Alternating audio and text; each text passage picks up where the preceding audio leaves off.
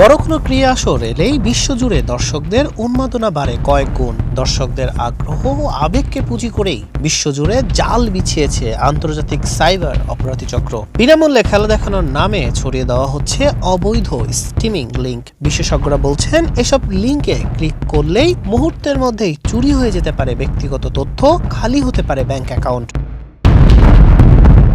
বিশ্বকাপ বা বড় কোনো ক্রীড়া আসর মানেই মাঠের উত্তেজনা ছড়িয়ে পড়ে কোটি দর্শকের ডিজিটাল স্ক্রিনে। তবে এই রোমাঞ্চের আড়ালেই ওত পেতে থাকে সাইবার অপরাধীরা। বিশেষজ্ঞরা বলছেন, ভুয়া স্ট্রিমিং সাইট আসলে ব্যবহারকারীদের জন্য একটি বড় সাইবার ফাঁদ। পরিসংখ্যান বলছে লাইভ ফুটবল ম্যাচের প্রায় 92% অবৈধ সাইটে রয়েছে ট্রোজান, অ্যাডওয়্যার, ব্রাউজার হাইজ্যাকার এবং ফিশিং লিংকের মতো মারাত্মক ক্ষতিকর উপাদান। অবৈধ স্ট্রিমিং ব্যবহারকারীদের প্রায় 39%ই কোনো না কোনোভাবে সাইবার অপরাধের শিকার হয়েছেন, যার মধ্যে মাথাপিছু গড় আর্থিক ক্ষতির পরিমাণ প্রায় 1680 পাউন্ড।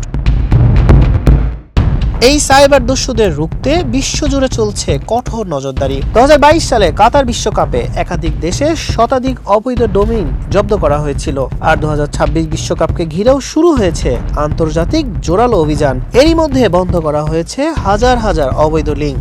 ডিজিটাল নিরাপত্তা বিশ্লেষকরা বলছেন, এই পাইরেসির ফলে ক্রীড়ার অর্থনীতি প্রতি বছর বিলিয়ন ডলারের রাজস্ব হারাচ্ছে। ডিজিটাল নিরাপত্তা বিশ্লেষকদের মতে, বিনামূল্যের কন্টেন্ট অনেক সময়ই সবচেয়ে বড় ঝুঁকি বহন করে। একটি খেলা দেখার বিনিময়ে ব্যক্তিগত তথ্য হারানো বা আর্থিক ক্ষতির ঝুঁকি অনেক বেশি হতে পারে। বিশেষজ্ঞরা বলছেন, খেলা দেখার জন্য সবসময় বৈধ প্ল্যাটফর্ম ব্যবহার করা সবচেয়ে নিরাপদ। বাংলাদেশে অনুমোদিত স্ট্রিমিং সার্ভিস ব্যবহার করলে ঝুঁকি অনেক কমে। সামাজিক যোগাযোগ মাধ্যমে ছড়িয়ে পড়া অচেনা লিঙ্ক এড়িয়ে চলা উচিত। কোনো সন্দেহজনক ওয়েবসাইটে ব্যক্তিগত বা ব্যাংক তথ্য না দেওয়াই নিরাপদ। কোনো ব্যবহারকারী সন্দেহজনক লিঙ্কে প্রবেশ করলে দ্রুত ডিভাইসে ম্যালওয়্যার স্ক্যান করা, গুরুত্বপূর্ণ পাসওয়ার্ড পরিবর্তন করা এবং আর্থিক লেনদেন পর্যবেক্ষণ করার পরামর্শ দেন বিশেষজ্ঞরা। হাসান শাহরিয়ার, মানব কণ্ঠ।